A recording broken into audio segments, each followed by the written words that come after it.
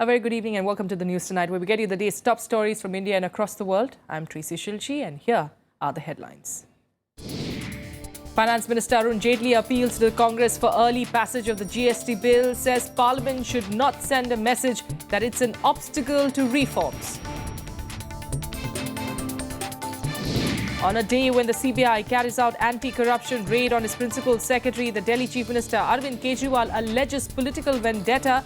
CBI, though, claims the official favoured a firm in awarding state tenders. The CBI raid in Delhi echoes in the upper house. TMC claims the government is using the investigating agencies to stifle voices of opposition. The finance minister rubbishes the charge. In Lok Sabha, opposition parties including the Congress, TMC and the RJD stage a walkout, protest atrocities against Dalits in Punjab. And Prime Minister Narendra Modi chairs the Combined Commanders Conference on board the INS Vikramaditya, unveils the statue of former Kerala Chief Minister R. Shankar.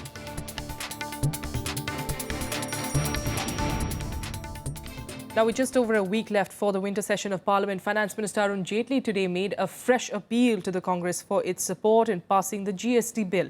He told Lok Sabha that economic reforms were a necessity, considering that a 9% growth rate was within the country's reach. Here's a report. Finance Minister Arvind Kejriwal replied for the government on the discussion of supplementary demands for grants.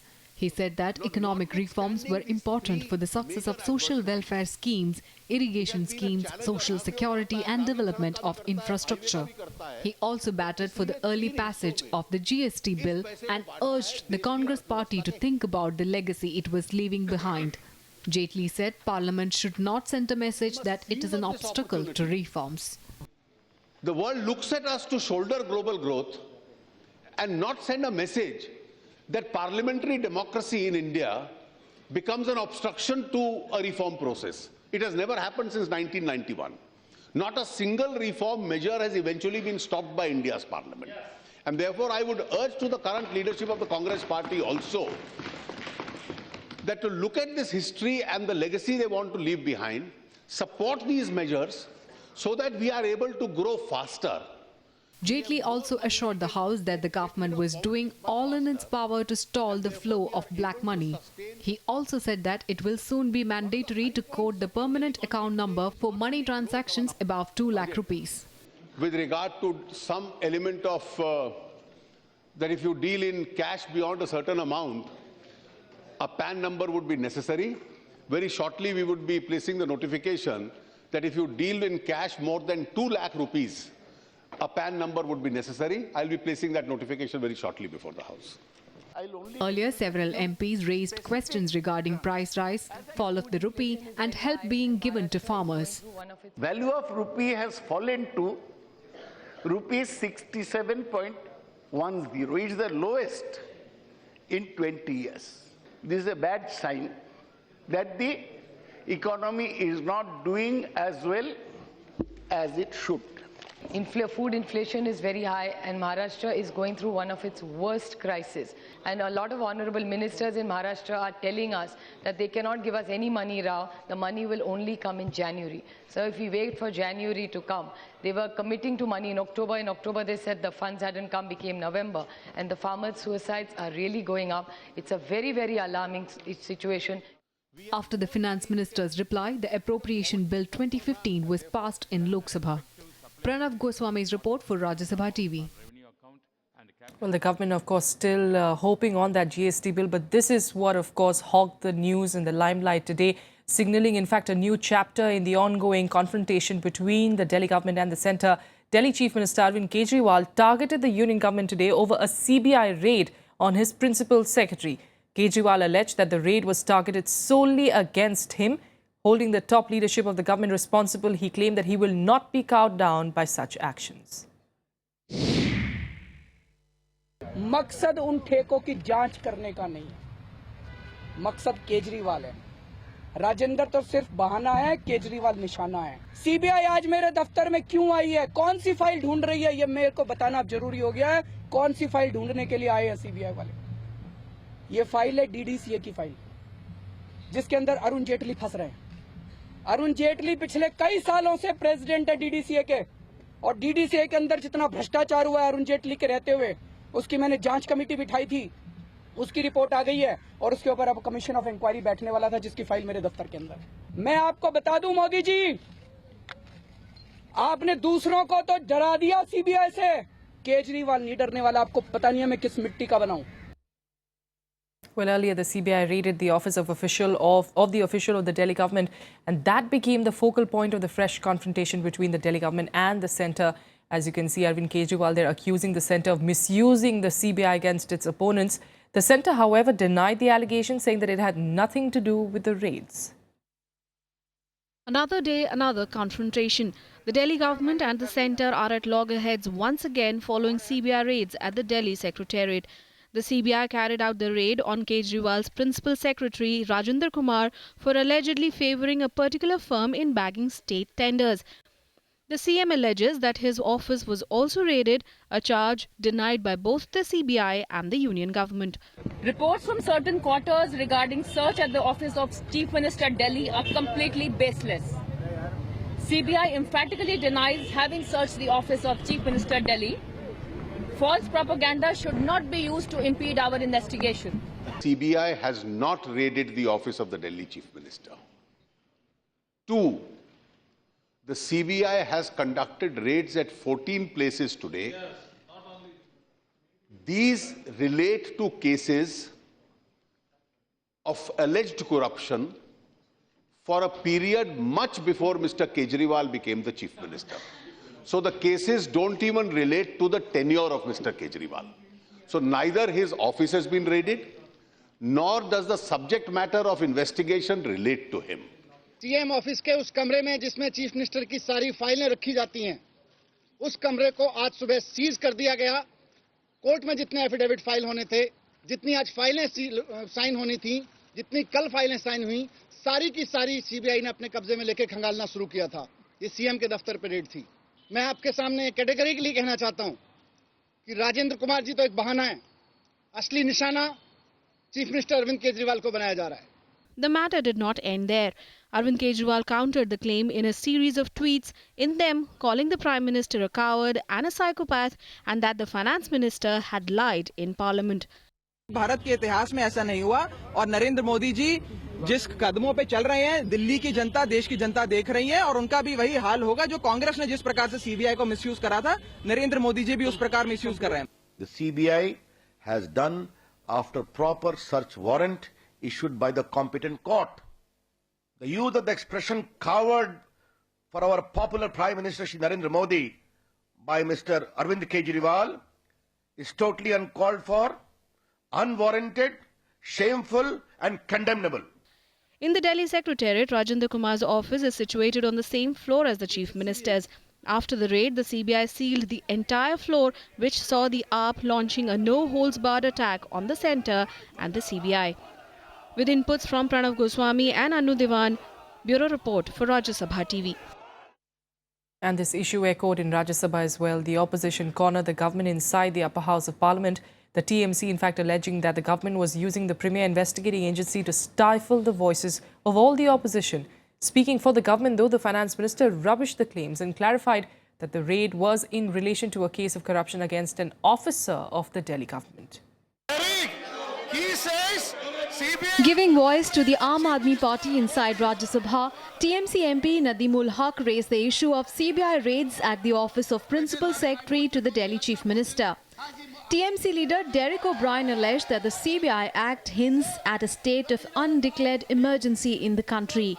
The TMC also alleged that the government was trying to weaken the federal structure as ensured by the Constitution of India.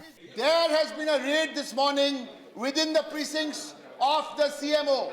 I believe the leader in the morning you said the files in the Chief Minister's office have been gone through by the CBI. The Congress and the JDU also joined ranks with the TMC in criticizing the government. BJP सरकारों को इस BJP की सरकार से बचाइए। BJP सरकार कानूनों के द्वारा सब नॉन बीजेपी सरकारों को टॉपल कर रही है, गिरा रही है। केजरीवाल के लड़के में जो छापा लगा है वो वो केजरीवाल के खिलाफ लगा है, इसकी जांच होनी चाहिए। Finance Minister and Leader of the House, Arvind Kejriwal, sought to refute all charges against his government. He asserted that the Chief Minister's office was not raided and that the raid pertained to a corruption case against an officer of the Delhi government. The Chief Minister of Delhi, his office has not been raided. The raid has nothing to do with Mr. Arvind Kejriwal. The raid has nothing to do with the tenure of Mr. Arvind Kejriwal as the Chief Minister of Delhi. There is a corruption case, complaint with the CBI against one officer in the Delhi government. That officer is attached to the office of the Chief Minister. 14 different places have been searched by the CBI. It is that officer who has been searched, and the search is in relation to a case for an alleged offence committed in his capacity before he joined the office of Mr. Kejriwal. But the minister's assertion failed to pacify the agitating members. TMC alleged that the government's action outside was setting the agenda inside Parliament. Sharp verbal exchanges were witnessed between the Treasury and the opposition benches. This is Kriti Mishra's report for Rajya Sabha TV. And on another issue, Lok Sabha saw heated exchanges today as Congress members allege atrocities on Dalits in Punjab. Congress members who had raised the issue in both houses entered the well and forced repeated adjournments. The House also saw a walkout by the party, the Trinamool Congress and the RJD. As soon as the lower house resumed proceedings for the day, the Congress and the TMC raised the incidents of the Dalit killings and student Arshdeep being run over. Amid protests, Congress leader Jyotiraditya Scindia claimed that the Punjab government and its allies are responsible for the atrocities against Dalits and women in the state. पिछले दिनों में जो दो दर्दनाक घटनाएं हुई हैं दलितों के विरुद्ध और महिलाओं के विरुद्ध, मुख्यमंत्री के गृह जिले में विधानसभा में लंबी में चुन्नू गांव में महिलाओं को बस से कुचलकर मारा गया और इनके पार्टी का सदस्य उस बस ऑपरेटर का मालिक है और वो केवल मालिक नहीं लेकिन बादल परिवार के करीब है और दरबार का प्रभारी है. Akal Dal leader and Union Minister Harsimrat Kaur Badal rejected the Congress charge, calling it politically motivated. She said the government had no role in these incidents and called for strict punishment for people responsible for the crimes. Parliamentary Affairs Minister Venkaiah Naidu claimed the government was ready for a discussion but said it was not proper to hold up proceedings. आज खेद है कि जो दलितों के साथ हुआ पंजाब में एक इंसान के साथ, उसमें एक जट सिख भी था. दो गैंग्स के बीच की लड़ाई थी.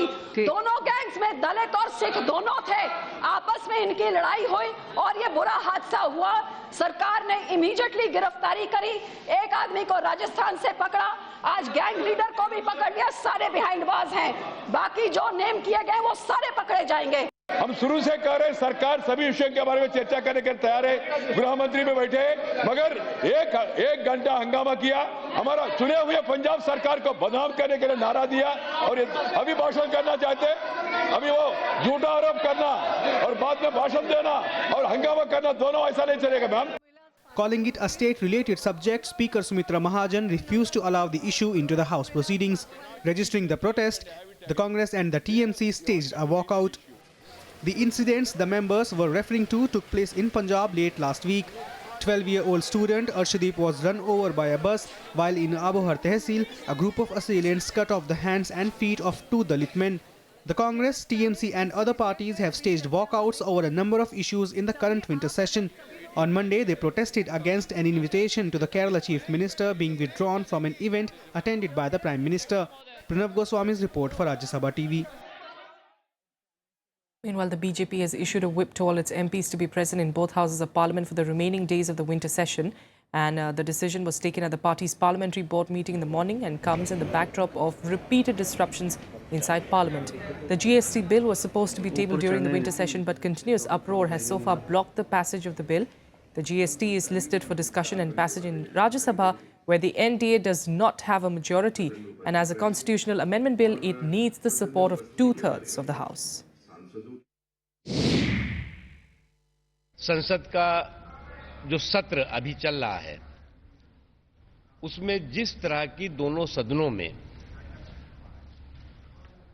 कांग्रेस पार्टी की नकारात्मक राजनीति और देश के विकास में बाधा पैदा करने की कोशिश रही है, उसके बारे में चिंता व्यक्त की गई है। नेशनल हेराल्ड नेशनल इंटरेस्ट पर हावी न हो, ये कांग्रेस को समझना चाहिए। All right, with that, a quick break here. Up next, we'll get you international news. And U.S. Secretary of State John Kerry meets his Russian counterpart in Moscow. Will they find common ground in Syria? We'll get you details in a bit.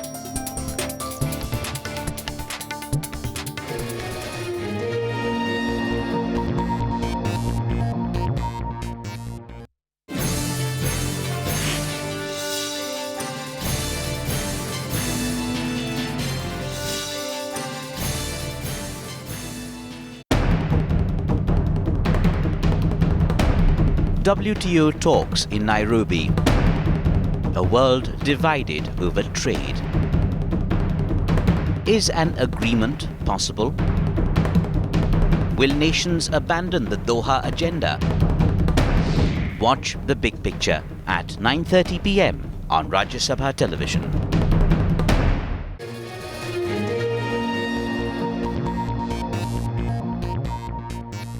Welcome back. Let's get to some more national news. And Prime Minister Narendra Modi today chaired the Combined Commanders Conference on board the INS Vikramaditya. Earlier, he unveiled the statue of former Kerala Chief Minister R. Shankar, but it did come with a fair share of controversies. Not only were the family members of R. Shankar kept away from the event, the current Chief Minister of the state, Oomen Chandy, too wasn't invited. Here's more. Prime Minister Narendra Modi reviewing the Tri-Services Guard of Honour at Southern Naval Command in Kochi. On the second day of Kerala visit, he chaired the Combined Commanders Conference aboard INS Vikramaditya. Defence Minister Manohar Parrikar, NSA Ajit Doval and the three chiefs of the Army, Navy and Air Force were present at the meeting. The conference, devoted to India's defence policy, doctrine and operational challenges, was held outside the national capital for the first time. Modi then flew to Kollam, where he attended three functions, including the controversial one in which Kerala Chief Minister Oomen Chandy was reportedly asked to keep away. Modi unveiled a statue of former Chief Minister and Congress President R. Shankar. However, the family of the former Chief Minister kept away from the event, alleging that he was being wrongly portrayed as a RSS member. R. Shankar ji के जीवन को देखें तो वे नारायण गुरु ने जो शिक्षा दीक्षा दिखी थी उसमें कभी कॉम्प्रोमाइज नहीं किया। राजनीति में संकट झेलने पड़े लेकिन रास्ता नहीं छोड़ा।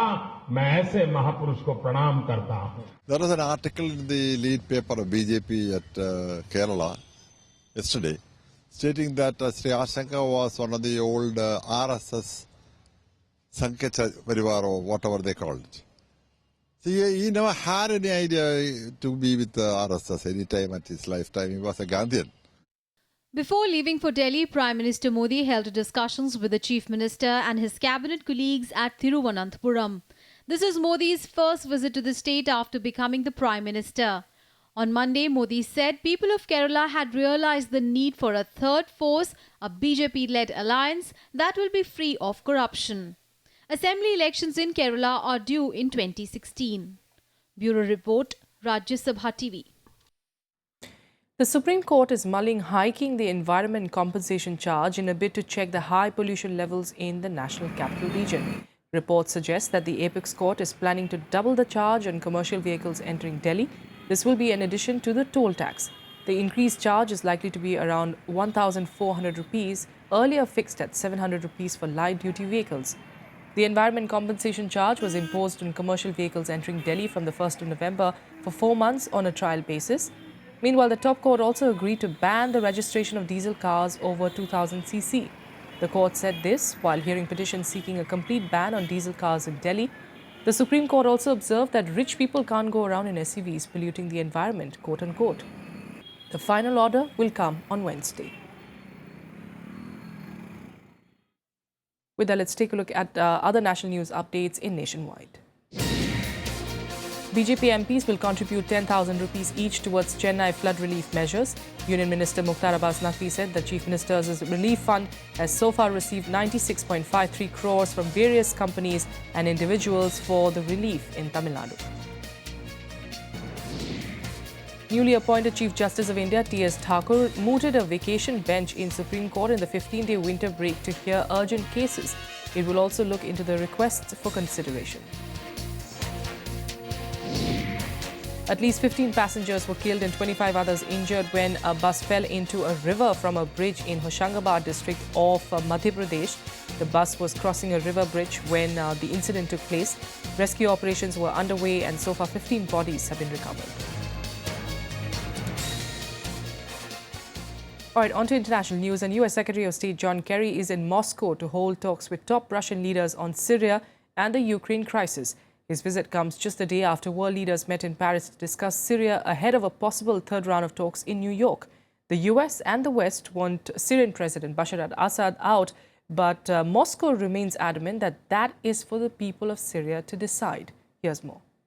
In the meeting in New York between our presidents, both President Putin and President Obama made it very clear that they wanted to try to find a way forward on Syria, and they also wanted to find a way to resolve Ukraine. The U.S. Secretary of State John Kerry adopted an appeasing tone as he reached out to the Russians in a bid to narrow down divisions over Syria. Kerry held talks with his Russian counterpart Sergei Lavrov in Moscow. He will meet President Putin as well.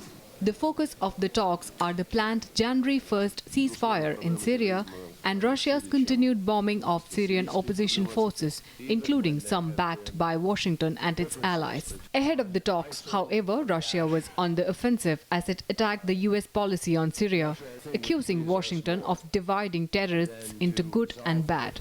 Сирийское урегулирование требует нашего постоянного внимания в русле тех задач, тех договоренностей, которые были достигнуты в Вене в ходе двух заседаний этой группы. На днях закончилась международная встреча по Ливии, где ИГИЛ тоже пускает свои ростки. Even when there have been differences between us, we have been able to work effectively on specific issues. And now, in both of the Vienna discussions, Russia has been a significant contributor to the progress that we've been able to make. The meeting comes ahead of the possible Syria talks in New York on Friday. Earlier on Monday, world leaders met in Paris to discuss the political transition in Syria. Russia remains firm on its support to Syrian President Bashar al-Assad. For West and the US, however, Assad is a stumbling block in Syria's future. Aber das, was es gibt, ist ein kleines Fünkchen Hoffnung, dass die 5 Jahre Bürgerkrieg nicht uferlos fortgesetzt werden, sondern dass wir mit dem, was wir... Apart from Syria, Kerry also underscored the importance of implementing the Minsk agreement in Ukraine, which includes a ceasefire in eastern Ukraine and withdrawal of heavy weapons by both the Ukrainian government and the Russian-backed separatists. Bureau Report, Rajya Sabha TV. Saudi Arabia today announced a 34-state Islamic military coalition to combat terrorism. In a statement, Saudi Arabia said a joint operation center will be set up in the Saudi capital, Riyadh. Nations in Asia, Africa and the Arab world are involved in the alliance without its main regional rival, Iran. Afghanistan and Syria are also excluded. The coalition came amid international pressure for Gulf Arab states to do more in the fight against the so-called Islamic State. Saudi Defense Minister Mohammed bin Salman said that the new alliance will coordinate efforts against extremists in Iraq, Syria, Libya, Egypt and Afghanistan. لدينا عدد دول تعاني من الإرهاب مثلا في داعش في سوريا والعراق، الإرهاب في سيناء، الإرهاب في اليمن، الإرهاب في ليبيا، الإرهاب في مالي، الإرهاب في نيجيريا، الإرهاب في باكستان، الإرهاب في أفغانستان، وهذا يتطلب جهود قوية جدا لمحاربته. فبلا شك سوف يكون خلال تحالف تنسيق لمحاربة هذه الجهود. With that, let's take you through some more international news updates in Global Buzz. Leaders from the Shanghai Cooperation Organization member states attended the signing ceremony today. They signed a series of cooperation documents. Minister of State for External Affairs General V.K. Singh is representing India at the event. India will be part of a trade ministers meeting at the World Trade Organization's ministerial meet that starts in Nairobi today. The meet will generate political inputs on issues that need a push by developed nations class to build consensus. Ministers are debating negotiations aimed at a deal to liberalize global trade. On Tuesday, UN-sponsored peace talks to try and end Yemen's civil war have started in Switzerland.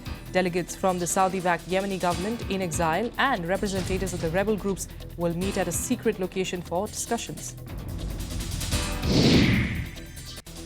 A bus carrying Argentine border patrol officers blew a tire and tumbled from a bridge into a dry river bed yesterday. 43 people were killed and 8 were injured. President Mauricio Macri expressed condolences to the families of the victims and declared a national day of mourning. New Zealanders took a step closer to getting a new flag. Results of the first phase of a two-part referendum showed the winner, a flag featuring a white fern on a black and blue background with 4 red stars. This flag will face off against New Zealand's current flag in the second phase of the referendum next March. That's all we have for you on the news tonight. Thanks so much for joining us.